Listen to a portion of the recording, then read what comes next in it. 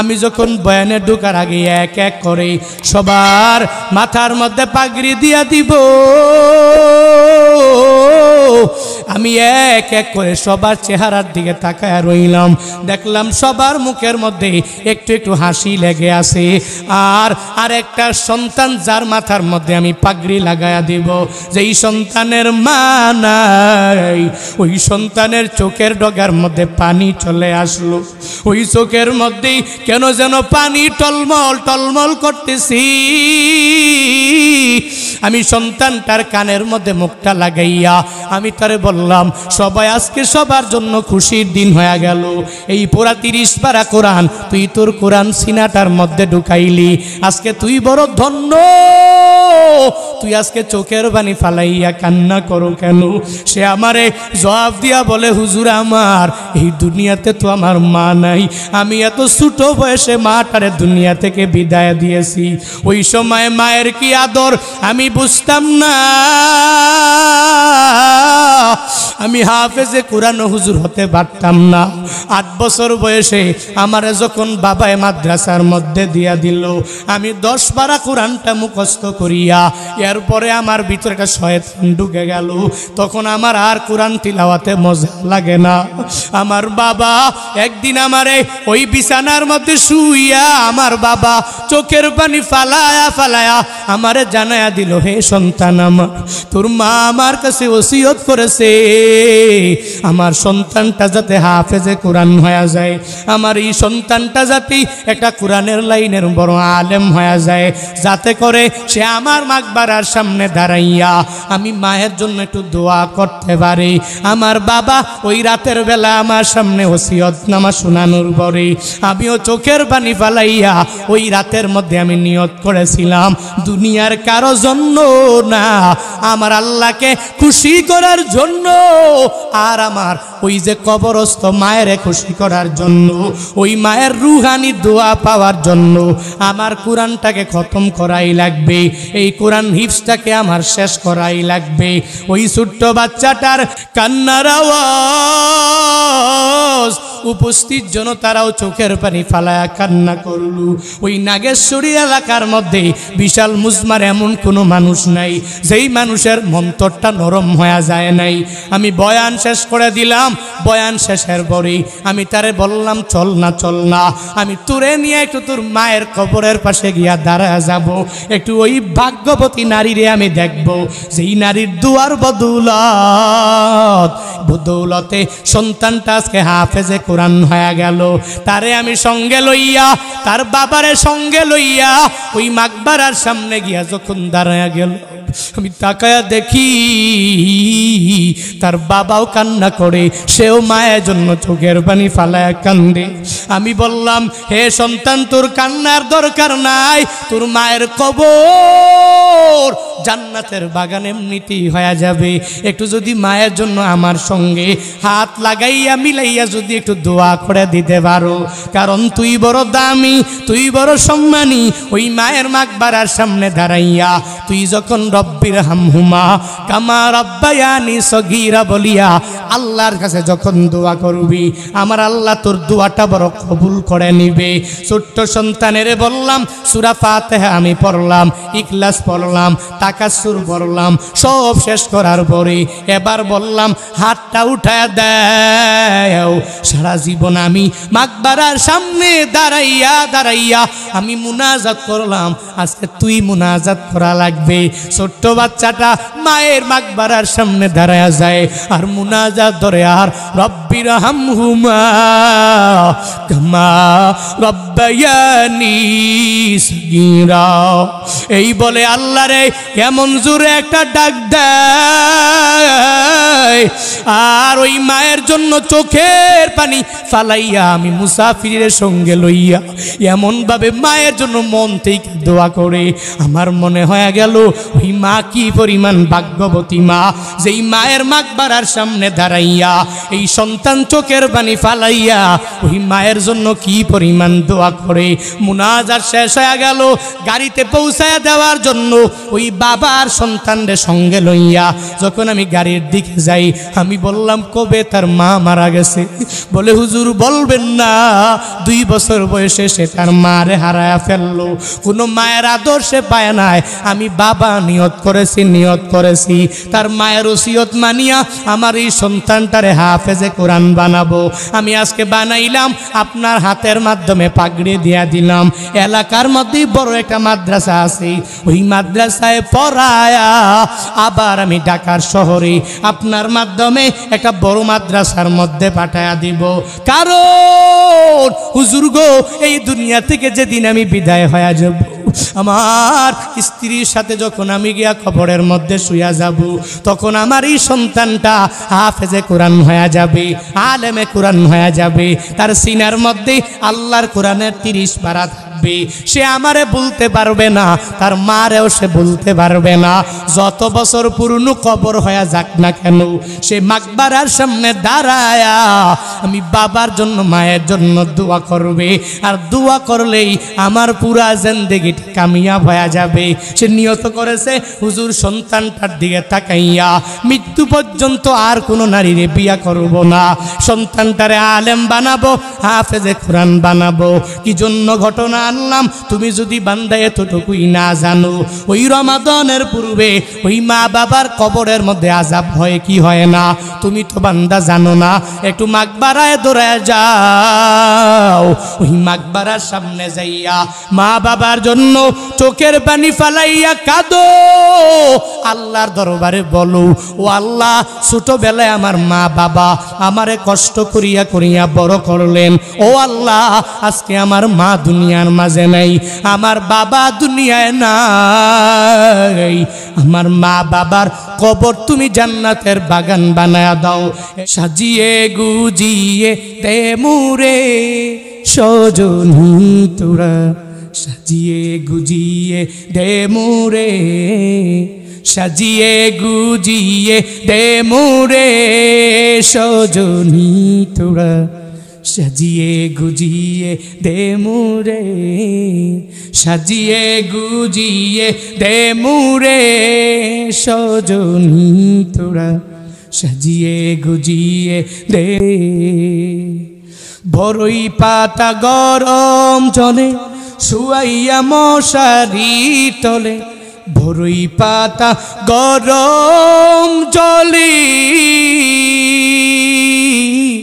বরই পাতা গরম জলে শুয়াইয়া মশারি তলে, আতর গোলাপ চন্দন মেখে দে সজনী তোরা, সাজিয়ে গুজিয়ে দে মুরে, সাজিয়ে গুজিয়ে দে মুরে সজনী তোরা, সাজিয়ে গুজিয়ে দে মুরে। এত বাড়ি এত গাড়ি আমি কি সহিতে পারি, বাঁশের তোলায় আমায় চড়াই দে সজনী তোরা, সাজিয়ে গুজিয়ে দে মুরে, সাজিয়ে গুজিয়ে দে মুরে সজনী তোরা, সাজিয়ে গুজিয়ে দে মুরে, সাজিয়ে গুজিয়ে দে মুরে সজনী তোরা, সাজিয়ে গুজিয়ে দে মুরে। এত রঙিন এত কাপড় কিছুই ভালো লাগে না মোর, এত রঙিন এত কাপড়, এত রঙিন এত কাপড় কিছুই ভালো লাগে না মোর, এত রঙিন এত কাপড় কিছুই ভালো লাগে না মোর, সাদা কাপড় আমায় পড়াই দে সজনী তোরা, সাজিয়ে গুজিয়ে দে মুরে, সাজিয়ে গুজিয়ে দে মুরে সজনী তোরা, সাজিয়ে গুজিয়ে দে মুরে, সাজিয়ে গুজিয়ে দে মুরে সজনী তোরা, সাজিয়ে গুজিয়ে দে মুরে। আল হিম্মাতু হিয়াল ইসমুল আযম, হিম্মত হলো ইসমে আজমের বান্দা নাম। ইসমে আজম কি বলে? বড় দামি জিনিসের নাম। যেই বান্দা ইসমে আজম জপিয়া আল্লাহর দরবারে দোয়া করবে, রবের দরবারে বান্দার কবুল হয়ে যাবে। বদদোয়া করলেও সাথে সাথে কবুল হয়ে যাবে। এই ইসমে আজম হলো হিম্মতের সাথে তুলনা করা হলো। এখন আপনার আমার চলার পথে হিম্মত লাগবে, শক্তি লাগবে। শক্তি নিয়ে আমি আর আপনি আগাইয়া যাওয়া লাগবে। রমাদানের আগের প্রস্তুতিগুলোর মাঝে এক নাম্বার প্রস্তুতি, শাবানের কয়টা দিন চলে গেল, সামনে রমাদানের কয়দিন বাকি রইল, এমন একটা হিসাব মিলাবেন আর চিন্তা ভাবনা করবেন। হিম্মত নিয়ে আপনার আমার আগাইয়া যাওয়া লাগবে। রমাদানের প্রস্তুতি নিয়ে একটু মাকবারার পাশে যাওয়া লাগবে। কেন যাওয়া লাগবে? বলে নিজের মায়ের মা যদি মরিয়া যায়, ওই মায়ের মাকবারার পাশে গিয়া দাঁড়ায়া যাবেন। ওই বাবা যদি মরিয়া যায়, বাবার মাকবারার পাশে গিয়া দাঁড়াইয়া যাবেন। একটু যাইয়া মাকবারার পাশে দাঁড়াইয়া ওই মায়ের জন্য, বাবার জন্য মন খুলিয়া, অন্তর খুলিয়া একটু রবের কাছে দোয়া করা লাগবে। ওই মায়ের কাছে যাইয়া, বাবার সামনে দাঁড়াইয়া যাইয়া, যেখানে কবরের মধ্যে মা বাবা শায়িত রইল, এদের সামনে দাঁড়াইয়া কেন রমজানের আগে আপনার প্রস্তুতি নেওয়া লাগবে। এদের থেকে আপনার শিক্ষা হয়ে যাবে। যেই মা বাবার মাধ্যমে আপনি দুনিয়ার মুখ দেখতে পারলেন রে বান্দারা, যেই মা বাবার মাধ্যমে আপনি আসমান দেখতে পেলেন, যেই মা বাবার মাধ্যমে আপনি জমিন দেখতে পেলেন, যেই মা বাবার মাধ্যমে আল্লাহর দেওয়ার সব নিয়ামতগুলো ভোগ করতে পারলেন, তাহলে ওই মা বাবার থেকে একটু শিক্ষা নিয়ে আগাইয়া যাবেন। ওই মা আজকে দুনিয়া থেকে বিদায় হয়ে গেল, আগামী বছর আমি রমজান পর্যন্ত বাঁচতে পারবো কি পারবো না, এই পরিমাণ গ্যারান্টি আমার মাঝে নাই।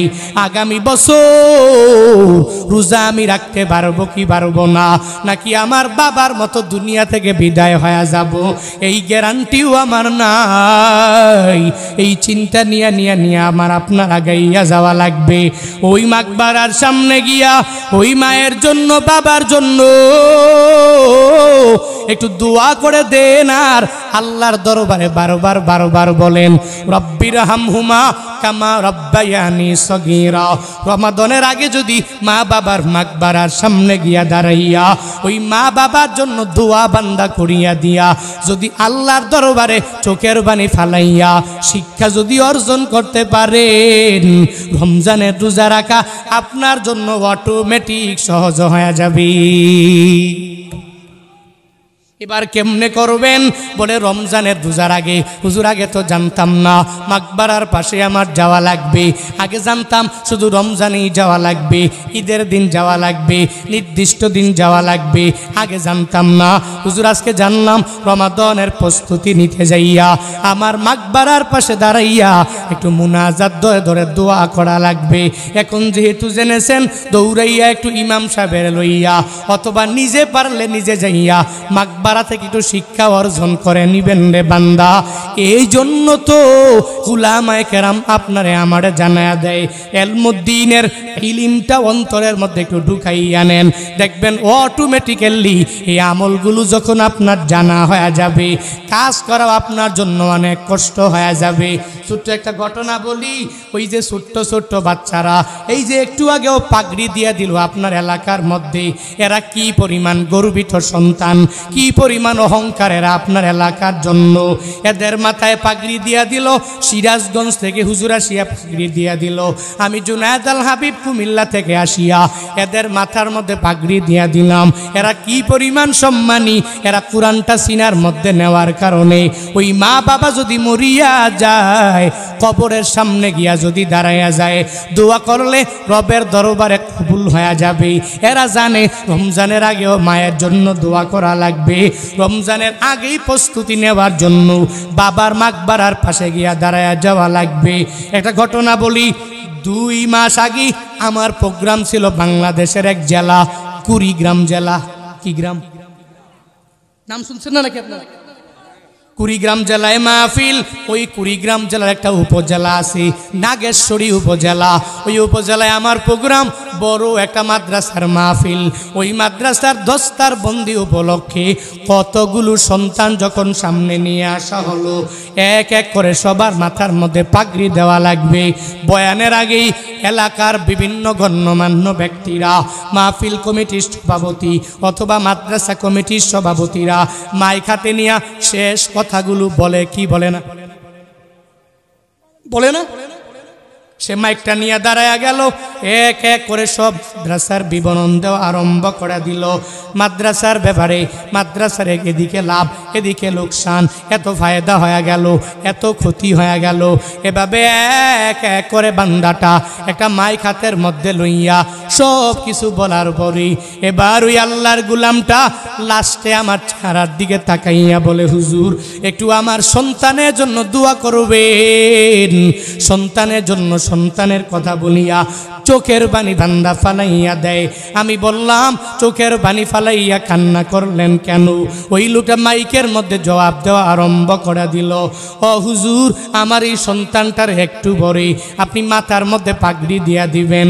হুজুর গো, আমি জানি আমার কপালটা বড় ভালো, কিন্তু আমার সন্তানের কপাল বড় খারাপ। আমার এই সন্তানের মাটা দুনিয়ার মধ্যে বেঁচে নাই। আমার এই সন্তানের মা মানে হলো আমার স্ত্রীটা দুনিয়া থেকে বিদায় নিয়ে চলে গেল। এই সন্তান আজকে পাগড়ি পাইয়া হাফেজে কামেল হইয়া সে বাসায় যেতে পারবে, তার মা থেকে সে দোয়া নিয়ে ঘুমাইতে পারবে না। এই কথা বলে বলে চোখের পানি ফালাইয়া কান্না করে আমার কাছে বলে, হুজুর বয়ানের পরে সন্তানটার মাথার মধ্যে হাত বুলাইয়া তার মায়ের মাকবারার সামনে গিয়া দাঁড়াইয়া একটু এদের জন্য খাস করে মন থেকে দোয়া করে দিবেন।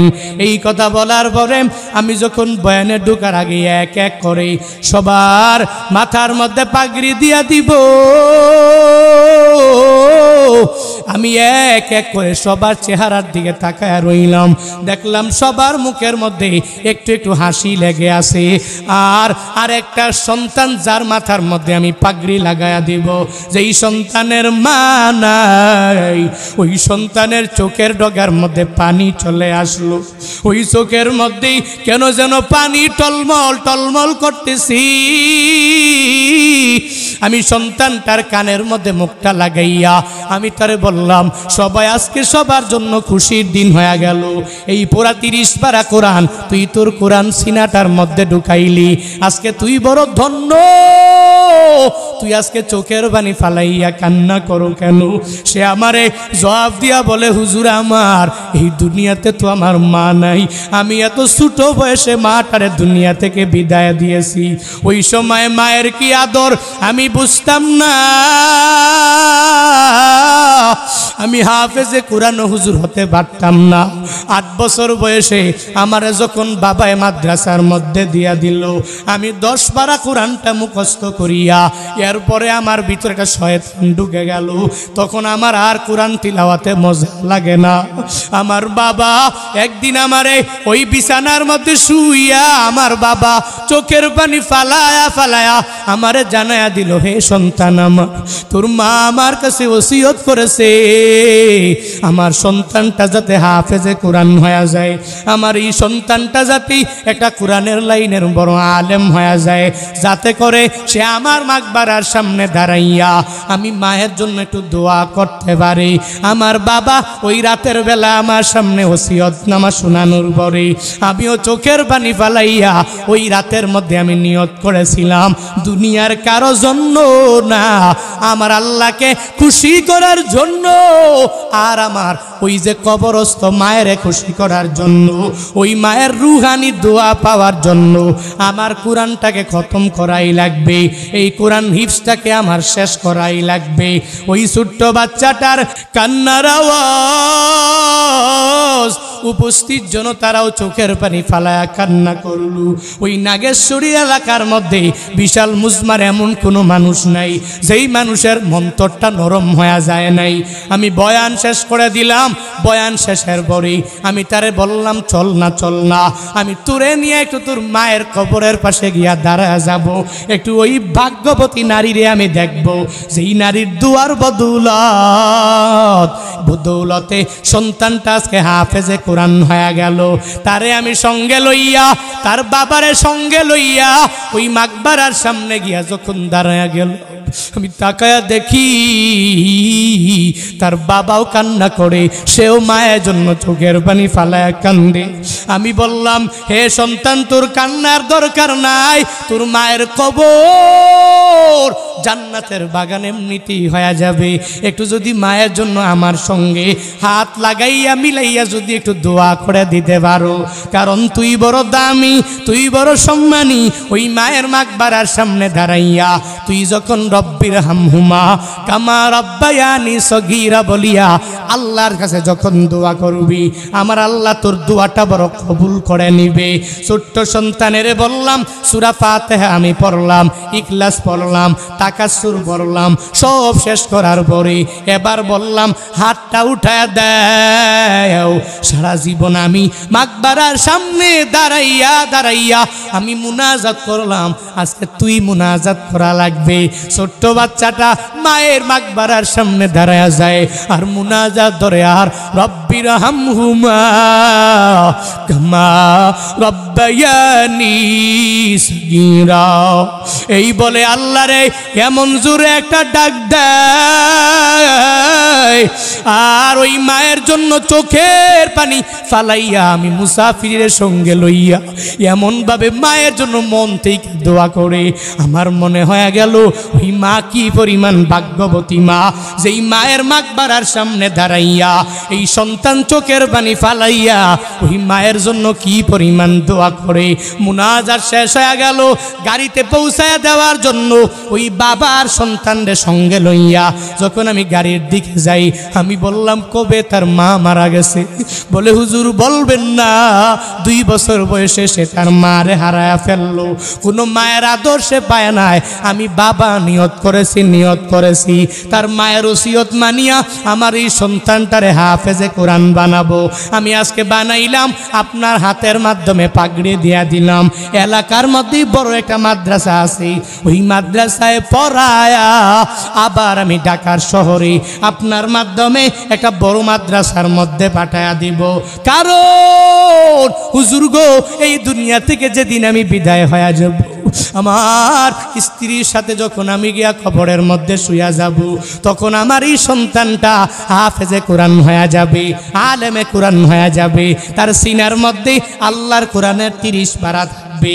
সে আমারে বলতে পারবে না, তার মারেও সে বলতে পারবে না। যত বছর পুরনো কবর হয়ে যাক না কেন, সে মাকবারার সামনে দাঁড়ায়া আমি বাবার জন্য মায়ের জন্য দোয়া করবে, আর দোয়া করলেই আমার পুরা জিন্দেগি কামিয়াব হয়ে যাবে। সে নিয়ত করেছে, হুজুর সন্তানটার দিকে তাকাইয়া মৃত্যু পর্যন্ত আর কোনো নারীরে বিয়া করব না, সন্তানটারে আলেম বানাবো, হাফেজে কোরআন বানাবো। কি জন্য ঘটনা আনলাম, তুমি যদি বান্দা এতটুকুই না জানো, ওই রমাদানের পূর্বে ওই মা বাবার কবরের মধ্যে আযাব হয় কি হয় না, তুমি তো বান্দা জানো না। একটু মাকবারায় দৌড়ায় যাও, ওই মাকবারার সামনে যাইয়া মা বাবার জন্য চোখের পানি ফালাইয়া কাঁদো, আল্লাহর দরবারে বলো, ও আল্লাহ, ছোটবেলায় আমার মা বাবা আমারে কষ্ট করিয়া বড় করলেন, ও আল্লাহ, আজকে আমার মা দুনিয়ার মাঝে নাই, আমার বাবা দুনিয়ায় নাই, আমার মা বাবার কবর তুমি জান্নাতের বাগান বানায়া দাও। এই রমাদান আসার আগে 1 নম্বরে বান্দা তুমি নামাজের দিকে অগ্রগামী হইবা। এই রমাদান আসার আগে রে বান্দা, শাবান কয়েকদিন চলে গেল, সামনে রমাদানের বান্দা কয়েকদিন বাকি আছে, এই চিন্তা নিয়ে বান্দা তুমি আগাইবা। এই রমাদান আসার আগে হে বান্দা, তুমি মাকবারার সামনে গিয়া দাঁড়াইয়া তোমার মায়ের থেকে বাবার থেকে সবার থেকে একটু শিক্ষা নিয়ে আগায় যাবা। যেই মা তোমারে বড় করলেন, যেই বাবার মাধ্যমে দুনিয়া আসলা, এরা যদি দুনিয়া থেকে বিদায় হয়ে যেতে পারে, তাহলে তুমি তো যেদিন একদিন বিদায় হয়ে যাবা, ওই সময় আসার আগে আগে রমজানের প্রস্তুতি নিয়ে নাও, নামাজের প্রস্তুতি নিয়ে নাও, নেক আমলের লাইনে অগ্রগামী হয়ে যাও। এ বিশাল ময়দান থেকে সাতক্ষীরার আশাশুড়ির মুসলমানেরা কোন কোন বান্দা তৈয়ার আসু রমজান আসার আগে আগে নেক আমলের লাইনে অগ্রগামী হইবা। এই রমাদান আসার আগে আগে মা বাবার মাকবারার পাশে দাঁড়ায়া যাইবা, চোখের পানি ফালায়া ওই মা বাবার জন্য একটু দোয়া করে দিবা। কোন কোন বান্দা তৈয়ার আসু দুটো হাত তুইলা একটু মালিকের দেখায়া দাও। ও দয়ার মালিক, কুদরতের নজর দিয়া তাকায়া দেখেন রে আল্লাহ, এ বিশাল ময়দানের মধ্যে আপনারই বান্দারা দুইটা হাত উত্তোলন করেছে। ও দয়ার মালিক, আপনারই বান্দাদেরকে রমাদানের প্রস্তুতি স্বরূপ তাদের প্রত্যেককে আপনি নামাজি বানায়া দেন। রমাদান আসার আগে আগে মাকবারার পাশে গিয়া দাঁড়াইয়া মা বাবার জন্য একটু দোয়া করার মতো ব্যবস্থা করে দেন। আয় আল্লাহ, রমজানের রোজার প্রতি মহাব্বত প্রত্যেকের অন্তরের মাঝে ঢুকায়া দেন। পবিত্র রমজানের রহমত বরকত মাগফিরাত আমাদের জন্য আপনি কবুল করে নেন। আয় আল্লাহ, সুস্থ শরীরে রমাদানের 30টা রোজা বক্তা শ্রোতা কমিটি সবাইকে রাখার মতো তৌফিক দান করেন, পড়েন আমিন। আরো আসতে পড়েন, আরো আসতে না, কবুল হয়ে গেলে ঝামেলা তো, জোরে পড়েন না আমিন। পারবেন না রোজা রাখতে ইনশাআল্লাহ? কষ্ট হবে? কাকে খুশি করবো? আহা কয় না কারে? রমাদানের 30টা রোজা রাখবো এবং রমাদান আসার আগে আগে রমাদানের প্রস্তুতি হিসেবে এই আমলগুলো করব। কি প্রস্তুতি? যে শাবানের কয়েকদিন গেল আর রমজানের জন্য কয়েকদিন বাকি আছে, একটু মা বাবার কবরের সামনে যাইয়া একটু দাঁড়াবেন, চিন্তা করবেন, একটু দোয়া করবেন। পারবেন না ইনশাআল্লাহ? এই ময়দানে অনেকে আছে মা নাই, বাবা নাই, হায় মা বাবার বয়ান শুনলেই চোখের পানি অজর ধরায়, আস্তে আস্তে ঝরতে থাকে, দোয়া চায়, হুজুর কবে হারাইছি মা, আরে মার চেহারাটা দেখি না, হুজুর বাবারে কবে হারাইছি চেহারাটা দেখি না, বাবার কবরটা জানি কেমন, মার কবরটা জানি কেমন, ওই যে সোয়া দিয়ে আসলাম জানি না তো, আপনি তো জানেন না, আমিও জানি না, দুনিয়ার পীর জানে না, গণক জানে না। সন্তান হইয়া রমজানের পূর্বে একটু দাঁড়ায় যা, মার জন্য বাবার জন্য চোখের পানি ফালা, রব্বির হামহুমা কামা রব্বায়ানি সগীরা, এই বলে একটু দোয়া করে দেন না, মা বাবার কবর জান্নাতের বাগান আল্লাহ তাআলা বানাবে। আপনি সন্তান হয়ে একটু আব্বা আম্মার জন্য দোয়া করতে পারবেন না? এত বড় কৃপণ আপনি হয়ে গেলেন। আব্বা কষ্ট কি কম করছে নাকি? বলেন বলেন, কষ্ট কম করছে? মা কষ্ট কম করছে? হ্যাঁ, একটু চিন্তা ভাবনা করবেন, বালিশের সঙ্গে একটু মাথাটা লাগাবেন, আর মাকবারার থেকে খেয়াল রেখে অহংকার মুক্ত, হিংসা মুক্ত নিজে একটা জিন্দেগি গঠন করবেন। পারবেন না ইনশাআল্লাহ? যতই বাহাদুরি করি, যতই করেন, মনে রাখবেন শেষ কথা, শর্টকাট কথা, সর্বশেষ দামি কথা এটাই, দুনিয়াতে যত কিছুই করি একদিন কবরে যাওয়া লাগবেই। লাগবে না? আপনাকে লাগবে না? তাদের টাকা আছে আর যাবে না নাকি? ঘুষ টুস দিয়ে আজরাইলে কইবে তুই 2 মাস পরে আস, এরকম চলবে নাকি? আজরাইল কি ঘুষ টুস মানবো নাকি? হ্যাঁ, এই জন্য সব দিকে একটু খেয়াল রাখবেন, একটু নামাজ রোজা নেক আমলের দিকে একটু অগ্রগামী হয়ে যাবেন। আল্লাহ পাক রব্বুল আলামিন আমাদের প্রত্যেককে নামাজ রোজা নেক আমল নিয়ে চলার মতো তৌফিক দান করুন। সকলে পড়ি আমিন। জি, আরো জোরে পড়েন,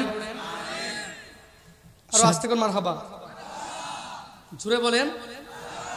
কথা একটি, যেদিন মালাকুল মউত চলে আসবে তখন তো মৃত্যুর যন্ত্রণাটা সহ্য করতে পারবো না, তখন খালি বলবো একটু সাজিয়ে গুজিয়ে বারবার দিয়ে দেস না আমারে, আমার দুনিয়ার কাপড়, দুনিয়ার রঙিন, দুনিয়ার তামাশা, দুনিয়ার গাড়ি, দুনিয়ার জমি কিছুই ভালো লাগে না, সাদা কাপড় আমায় পড়াই দে, বাঁশের দুলনার মধ্যে আমার একটু উঠায় দে, আমার চড়ায় দে। যেন ওই দিনটা আসার আগে আগেই শুধু ওই দিন ইস্তেগফার করে ভালো হবো এই চিন্তা করা যাবে না, কারণ ওই দিন কখন আসবে যেহেতু আমার আপনার কারোই জানা নাই। দিনটা আসার আগে আগেই আমরা রমাদানের জন্য প্রস্তুতি নিব, 30টা রোজা রাখবো, নামাজ পড়বো, নেক আমলের লাইনে আমরা অগ্রগামী হয়ে যাব। আল্লাহ পাক রব্বুল আলামিন আমাদের প্রত্যেককে আমলের লাইনে অগ্রগামী বানায় দেন। সকলে পড়ি আমিন। আরো জোরে পড়েন।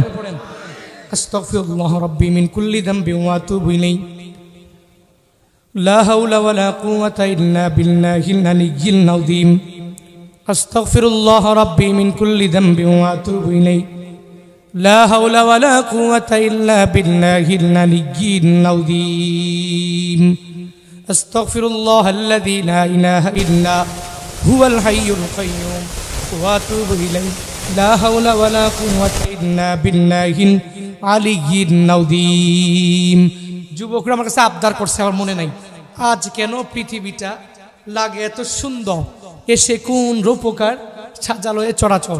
মোস্ট ফেমাস এক সং, যা সিঙ্গার আমি ওয়াজের মাহফিল একবার গিয়েছিলাম, সারা বাংলাদেশের অনেক যুবকরা এই গজলের প্রতি আসক্ত হয়েছে। এই জন্য প্রতিদিন মাহফিলে গেলেই এই গজলটা আমার গাওয়া লাগে, একটু গাইব। আপনারা যদি পারেন একটু মিলাবেন, গিয়েই আমরা সরাসরি আখিরি মোনাজাতে চলে যাব। সবাই বলি ইনশাআল্লাহ, সবাই বলি ইনশাআল্লাহ। একটু পারলে আমার সাথে গাইবেন তো নাকি ইনশাআল্লাহ? আজ কেন পৃথিবীটা লাগে এত সুন্দর, এসে কোন রূপকার সাজালো চরাচর, এসে কোন রূপকার সাজালো চরাচর। আজ কেন পৃথিবীটা লাগে এত সুন্দর, এসে কোন রূপকার সাজালো চরাচর, এসে কোন রূপকার সাজালো চরাচর। চারিদিকে নবরূপে করে ধরা ঝলমল, সেই রূপ দেখে হয় আখিদয় সুশীতল, আখিদয় সুশীতল, আখিদয় সুশীতল। কেটে গেছে কুৎসিত